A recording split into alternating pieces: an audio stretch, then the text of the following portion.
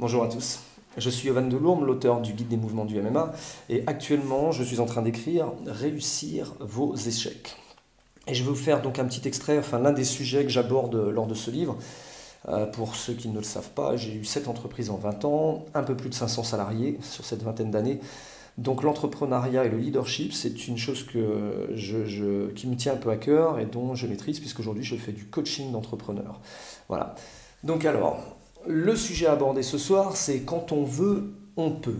C'est Bonaparte qui disait ça. Alors, pour ma part, j'ai longtemps cru moi aussi que cette phrase était une évidence pour chacun d'entre nous.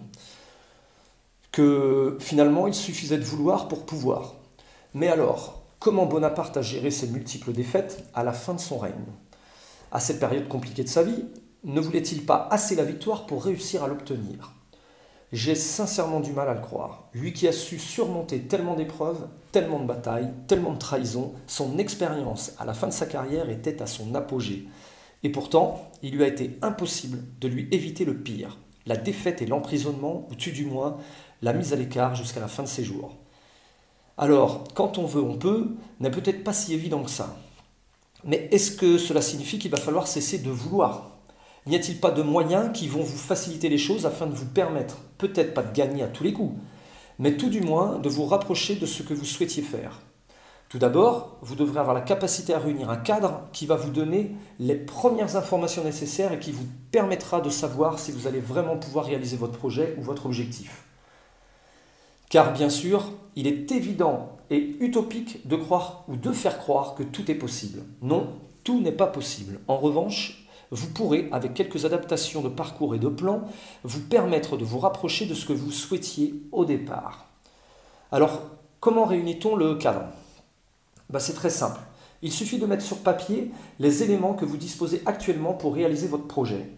Ensuite, vous y rajoutez les éléments que vous ne disposez pas dans l'instant, mais que vous pourrez obtenir en y travaillant. Parfois même très dur, mais vous pourrez les obtenir. Pour finir, vous y notez les éléments que vous ne disposez pas et qu'il vous semble bien difficile ou voire impossible à réunir.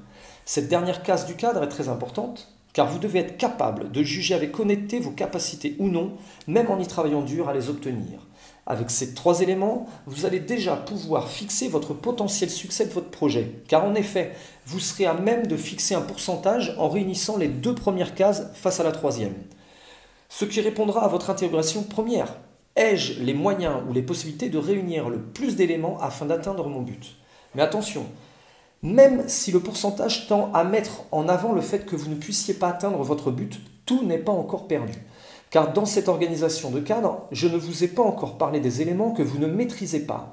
Il y en a bien plus que vous ne l'imaginez, car aucun projet ne se réalise en ligne droite. Vous franchirez les étapes les unes après les autres, vous transformerez votre environnement et vos capacités au fur et à mesure. Car comprenez bien qu'en réunissant les premiers éléments avec les seconds, qui vous auront demandé du travail pour les atteindre, vous rencontrerez à ce moment-là de nouveaux éléments qui changeront probablement la donne quant aux informations que vous aviez mis dans la 3e colonne au démarrage. De nouvelles rencontres, des opportunités qui s'offrent à vous, des connexions qui vont changer certaines possibilités que vous n'aviez même pas imaginées au démarrage de votre projet. Bref, tellement d'éléments non figés qui d'un coup vous ouvrent de nouvelles possibilités, de nouvelles portes. Et c'est là que les facteurs opportunités et possibilités sont pour nous tous les parties les plus difficiles à jauger, car ce sont des certitudes non figées. Et c'est ça que j'appelle la chance de l'entrepreneur. Ce ne sont pas des éléments dus au hasard, mais des éléments qui changent au cours de votre vie et qui vont vous permettre, voire de mettre en attente une idée, le temps que des opportunités soient plus propices. Ou alors, soit continuer votre lancée en sachant qu'il ne faudra jamais manquer de repérer les choses qui auront changé dans votre vie et qui vous permettront d'atteindre votre but. Voilà, pour ce petit instant. J'espère avoir répondu à certaines interrogations. N'hésitez pas à aller vous abonner à ma chaîne YouTube, je vais mettre de plus en plus de vidéos de leadership de ce style-là et vous mettre des extraits de mon prochain livre qui sortira bientôt, dans quelques mois, Réussir vos échecs. Merci à vous tous, n'hésitez pas à mettre un pouce bleu, parlez en commentaire, je lirai vos commentaires et je regarderai si ça me permet de lancer des nouveaux sujets qui peuvent être intéressants pour tout le monde à discuter et pourquoi pas à intégrer dans mon livre. Donc voilà, donc n'hésitez pas dans les commentaires YouTube et puis j'y répondrai soit en direct, soit en faisant une prochaine vidéo. Merci à tous.